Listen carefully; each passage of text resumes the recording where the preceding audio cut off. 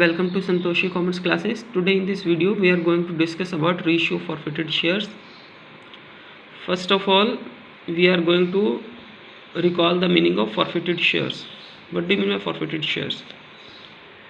When the shareholder is not able to pay the allotment money or calls money in time, then the company reserves the right to forfeit his shares or cancel the shares. That is forfeiture. Now what do you mean by reissue of shares? When forfeited shares are reissued to the public, it is known as reissue of shares. जब forfeited shares public में दोबारा से reissue किए जाते हैं उन्हें हम reissue of shares बोलते हैं. The directors may reissue the forfeited shares only if permitted by the articles of association of the company. Forfeited shares are the property of the company and can be reissued at par premium or discount. Forfeited shares company par premium या discount पर reissue कर सकती है. The amount of discount cannot be more than the forfeiture amount. और जो discount का amount है हमारा फॉरफीचर के अमाउंट से ज़्यादा नहीं हो सकता है. ये फॉरफीचर का अमाउंट वो अमाउंट है जो कि फॉरफीचर की जब हम एंट्री करते हैं और उसमें क्रेडिट में शेयर फॉरफीचर अकाउंट करके वहाँ पर जो अमाउंट शो करते हैं यहाँ पर उस अमाउंट की बात की जा रही है. तो जो हमारा डिस्काउंट का अमाउंट होता है फॉरफीचर की अमाउंट से ज़्यादा नहीं हो सकता है. तो अब हम यहाँ पर सबसे पहले देखेंगे रीइश्यू एट पार प्रीमियम और डिस्काउंट पर इनकी एंट्रीज़ क्या रहती हैं. जब हम पार पर रीइश्यू करते हैं किसी भी शेयर को तो हमारे पास बैंक के थ्रू पैसा आ रहा है तो हम यहाँ पर करेंगे bank account debit to share capital account. उसके बाद हमें यहाँ पर कैपिटल रिजर्व में अमाउंट को ट्रांसफ़र करने की एंट्री करनी होती है. तो अब ये एंट्री यहाँ पर हम कैसे करेंगे. रीइश्यू से पहले एक फॉरफीचर की एंट्री होती है. फॉरफीचर की एंट्री में जब हम शेयर फॉरफीचर अकाउंट क्रेडिट में शो करते हैं तो कंपनी के लिए कैपिटल प्रॉफिट होता है क्योंकि ये एक ऐसा प्रॉफिट है जो कि कंपनी को कई सालों में एक बार होता है. 5 ईयर्स 10 ईयर्स में एक बार होता है. तो शेयर फॉरफीचर के अंदर जो भी अमाउंट हमारा दिखाया जाता है वो एक कैपिटल प्रॉफिट होता है और जो कैपिटल प्रॉफिट का अमाउंट होता है उससे कैपिटल रिजर्व क्रिएट किया जाता है. तो शेयर फॉरफीचर का अमाउंट हम कैपिटल रिजर्व में ट्रांसफ़र करेंगे.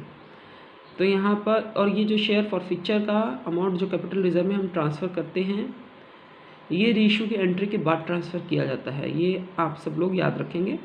तो share forfeiture account debit to capital reserve account. उसके बाद हम करेंगे reissue at premium. Reissue at premium की एंट्री में यहाँ पर भी पैसा हमारे पास बैंक के थ्रू आ रहा है तो bank account debit to share capital to security premium account. यहाँ पर भी वही केस है जो कि इशू के टाइम पर होता है. 10 रुपये का शेयर 12 रुपये पर जा रहा है तो 2 रुपये का हमें प्रॉफिट बनाकर दे रहा है. तो यहाँ पर भी सिक्योरिटी प्रीमियम को हम यहाँ पर भी क्रेडिट में ही करेंगे. उसके बाद है यहाँ पर फिर से जो फॉरफीचर की एंट्री का शेयर फॉरफीचर का अमाउंट है वो कैपिटल रिजर्व में ट्रांसफ़र किया जा रहा है. तो share forfeiture account debit to capital reserve account. उसके बाद हम देखेंगे रीइश्यू एट डिस्काउंट. तो यहाँ पर हम देखेंगे रीइश्यू एट डिस्काउंट में क्या होता है. जब हमारा शेयर 10 रुपये का 9 रुपये पर रीइश्यू किया जा रहा है पब्लिक में तो यहाँ पर रीइश्यू एट डिस्काउंट की एंट्री क्या की जाएगी. Bank account debit share forfeiture account debit to share capital account. जब हमारा शेयर 10 रुपये का 9 रुपये पर रीइश्यू किया जाएगा तो 1 रुपये का हमारा डिस्काउंट रहेगा. जब हमारा 1 रुपये का डिस्काउंट रहेगा तो उसे हम रीइश्यू एट डिस्काउंट में डिस्काउंट के नाम से ना शो करके हम उसको यहाँ पर शेयर फॉरफीचर अकाउंट के नाम से शो करेंगे. This is discount. ये हमारा यहाँ पर डिस्काउंट का अमाउंट है. ये यहाँ पर हमारा डिस्काउंट का अमाउंट है. जब फॉरफीचर के जब रीइश्यू के दौरान जब रीइश्यू के टाइम पर कंपनी शेयर को डिस्काउंट पर रीइश्यू कर रही है तो उस डिस्काउंट को डिस्काउंट के नाम से ना शो करके उस डिस्काउंट को फॉरफीचर के नाम से शो किया जाता है. और डिस्काउंट फर्म को एक लॉस है तो डिस्काउंट को ऑलवेज डेबिट में ही शो किया जाता है. So the entry will be bank account debit share forfeiture account debit to share capital account. इसको शेयर फॉरफीचर के अकाउंट के नाम से ही शो करेंगे. उसके बाद अगेन फिर से यहाँ पर शेयर फॉरफीचर का अमाउंट कैपिटल रिजर्व में ट्रांसफ़र करने की एंट्री होती है, लेकिन रीइशू के करने से पहले भी हमारी एक फॉरफीचर की एंट्री की जाती है।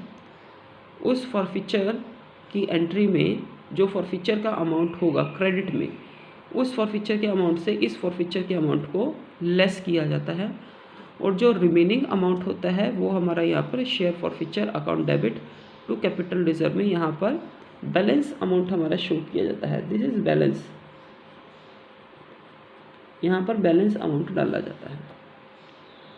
फॉरफीचर की अकाउंट का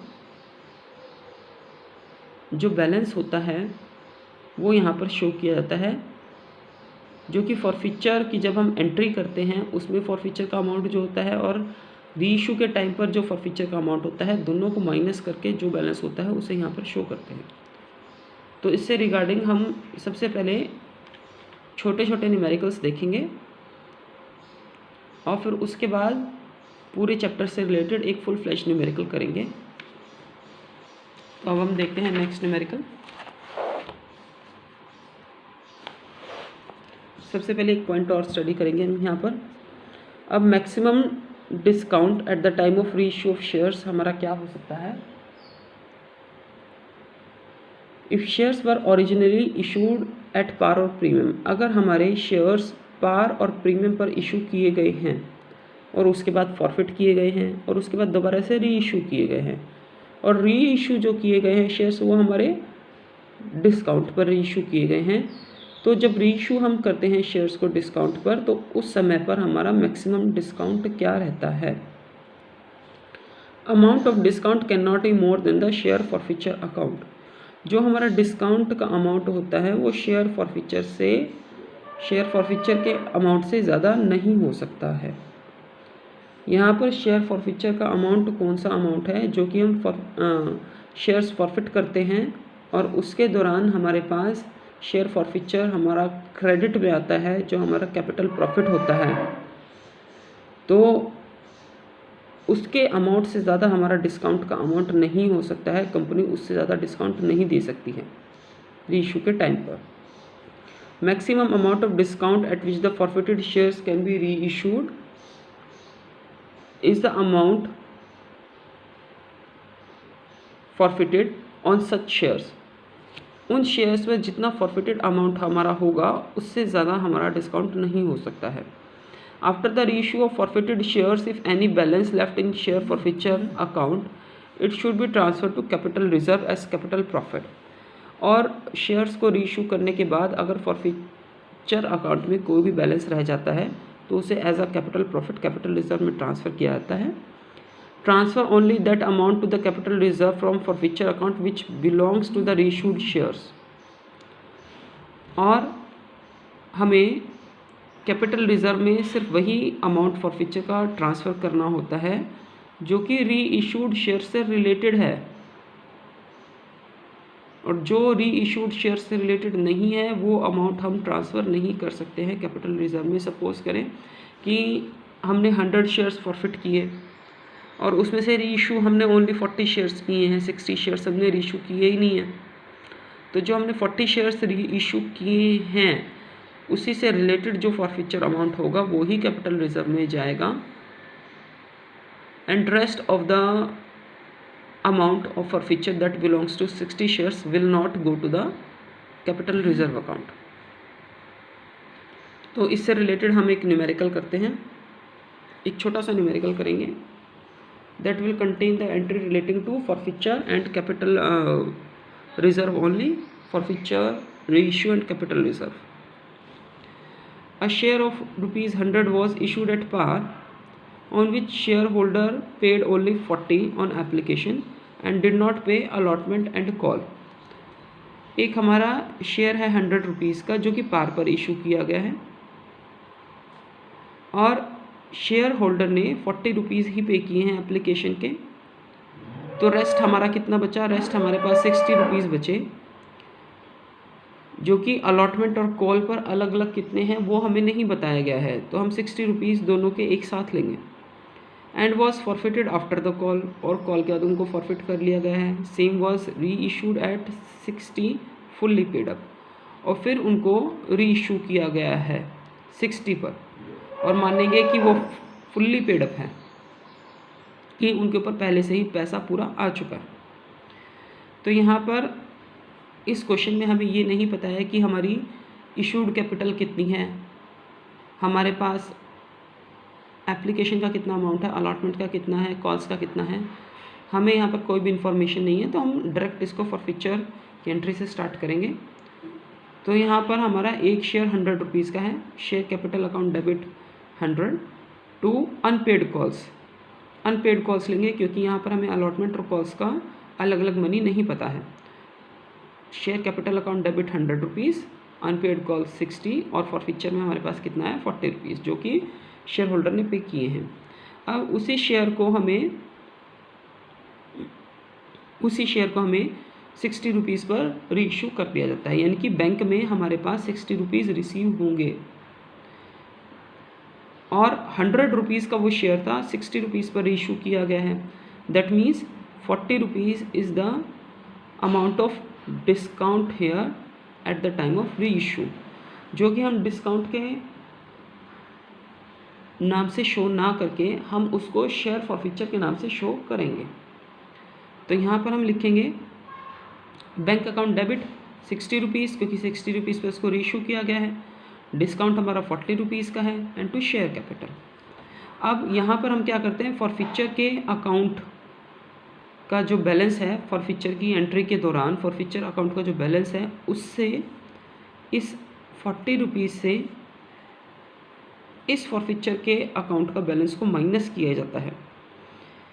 यहाँ पर फॉरफीचर क्रेडिट में है, यहाँ पर फॉरफीचर हमारा डेबिट में है, यहाँ पर हमारा फॉरफीचर एक प्रॉफिट है, यहाँ पर फॉरफीचर हमारा एक लॉस है। इस प्रॉफिट से इस लॉस को कवर किया जाता है, क्योंकि डिस्काउंट देने के दौरान पर फॉरफीचर हमारा लॉस हो जाता है। तो इस प्रॉफिट से इस लॉस को कवर किया जाता है, और इस प्रॉफिट से इस लॉस को कवर करने के बाद जो हमारा बैलेंस बचता है वो हमारा कैपिटल रिजर्व में ट्रांसफ़र किया जाता है। तो यहाँ पर हम देखते हैं, यहाँ पर प्रॉफिट का अमाउंट ही 40 और लॉस का अमाउंट ही 40 है, तो यहाँ पर कुछ भी हमारा कैपिटल रिजर्व में शो नहीं किया जाएगा। अब उसके बाद हम एक केस और स्टडी करते हैं। When maximum discount is not given at the time of री issue, a share of ₹100 was issued at par, on which shareholder paid only 40 on application and did not pay allotment and call, and was forfeited after the call. Same was reissued at 80 fully paid up. Share holder के पास एक share है जो कि 100 rupees का है, जिसपे कि उसने 40 रुपीज़ एप्लीकेशन पर पे किए हैं, और रेस्ट ऑफ द मनी जो कि हमें नहीं पता है कि अलॉटमेंट पर कितना है, कॉल्स पर कितना है, तो हम उसको अनपेड कॉल 60 रुपीज़ के अगेंस्ट शो करेंगे। And was forfeited after the call, call के बाद उसको फॉरफिट किया गया है। Same was reissued at 80 fully paid up, और सेम को रीइशू किया गया है 80 रुपीज़ फुल्ली पेड अप। तो यहाँ पर क्या लिखा गया है, in this case company can give discount only up to 40 rupees, but discount is offered only 20। इस केस में हमें कहा गया है कि डिस्काउंट यहाँ पर मैक्सिमम कंपनी 40 रुपीज़ तक दे सकती है, लेकिन कंपनी ने दिया ओनली 20 रुपीज़ ही है। तो अब देखते हैं पहले फॉरफीचर की entry. Share capital account debit 100 रुपये का हमारा शेयर है, अनपेड कॉल 60 है, और शेयर फॉरफीचर अकाउंट हमारा 40 है, कि यहाँ पर जो शेयर होल्डर ने 40 रुपीज़ ही पे किए हैं। अब उन्होंने उसी शेयर को रीइशू किया है 80 रुपीज़ पर, तो बैंक में हमारा आएगा 80 रुपीज़, डिस्काउंट है हमारा 20 रुपीज़, क्योंकि एक शेयर हमारा 100 रुपये का है, रीइशू किया जा रहा है 80 रुपीज़ पे, तो डिस्काउंट कितना हुआ हमारा 20 रुपीज़, जो कि शेयर फॉरफीचर अकाउंट में शो किया जाएगा। Therefore share forfeiture account debit 80, share forfeiture account debit 20 to share capital 100। यहाँ पर शेयर कैपिटल में ऑलवेज फेस वैल्यू जाती है, ये मैं आपको प्रीवियस वीडियोस में आपको बार बार रिपीट कर चुकी हूँ। तो अब यहाँ पर हमारा कैपिटल रिजर्व में अमाउंट कैसे जाएगा, ये शेयर फॉरफीचर अकाउंट का जो बैलेंस यहाँ पर होता है, ये हमारा प्रॉफिट होता है और ये वाला हमारा लॉस होता है।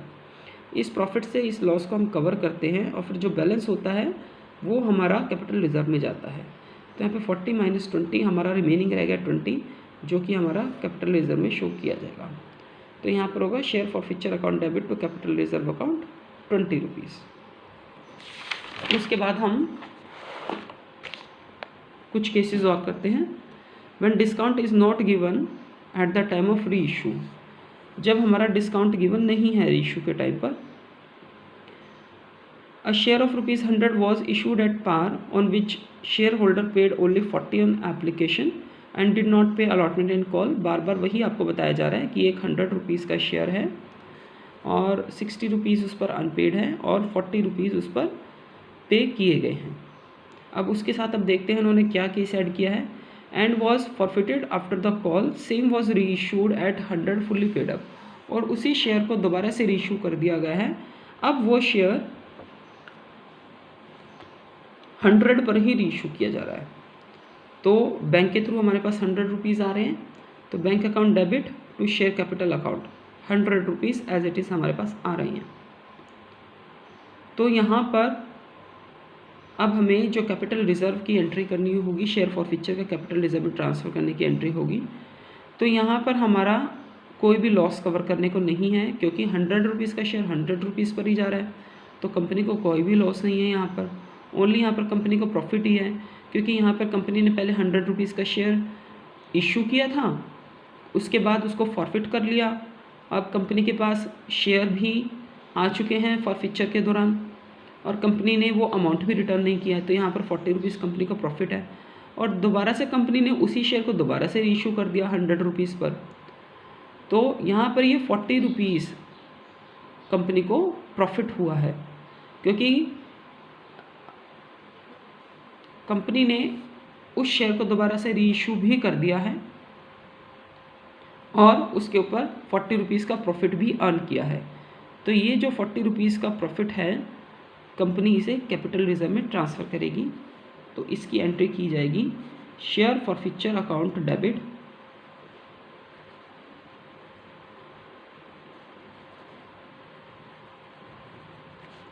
To capital reserve account. यहाँ पर शो की जाएगी 40 रुपीज़। अब इससे रिलेटेड एक केस और देख लेते हैं। A share of ₹100 was issued at par on which shareholder paid only 40 on application and did not pay allotment and call, same case है, and was forfeited after the call, same was reissued at 110 fully paid up। अब ये हमारा case आ गया है कि जब हमने share को फॉरफिट किया है लेकिन उसको रीइशू किया है प्रीमियम पर, तो हमारी इससे रिगार्डिंग एंट्री क्या होगी। तो यहाँ पर हम देखते हैं कि सबसे पहले हमारी फॉरफीचर की एंट्री वही रहेगी, share capital account debit to unpaid cost to share forfeiture account. Share capital में 100 रुपीज़, अनपेड कॉस्ट में 60 रुपीज़ और फॉरफीचर में 40 रुपीज़। अब वही शेयर हमारा 100 रुपीज़ वाला 110 पर इशू किया जा रहा है, तो यहाँ पर हमारे पास बैंक में 110 रुपीज़ रिसीव हो रहे हैं। तो bank account debit to share capital account to securities premium account. Bank में जाएंगे 110, शेयर कैपिटल में ऑलवेज फेस वैल्यू जाती है 100 रुपीज़ और सिक्योरिटीज़ प्रीमियम में 10 रुपीज़। तो यहाँ पर तो कंपनी को फॉरफीचर के दौरान भी प्रॉफिट था 40 रुपये का, और यहाँ पर सिक्योरिटीज़ प्रीमियम में अगेन फिर प्रॉफिट है। तो यहाँ पर ओनली फॉरफीचर के अमाउंट को ही कैपिटल रिजर्व में ट्रांसफ़र किया जाता है। तो यहाँ पर देखेंगे कि ये वाले अमाउंट को कैपिटल रिजर्व में डाल दिया जाएगा इशू की एंट्री के बाद में। तो share forfeiture account debit to capital reserve account 40 rupees.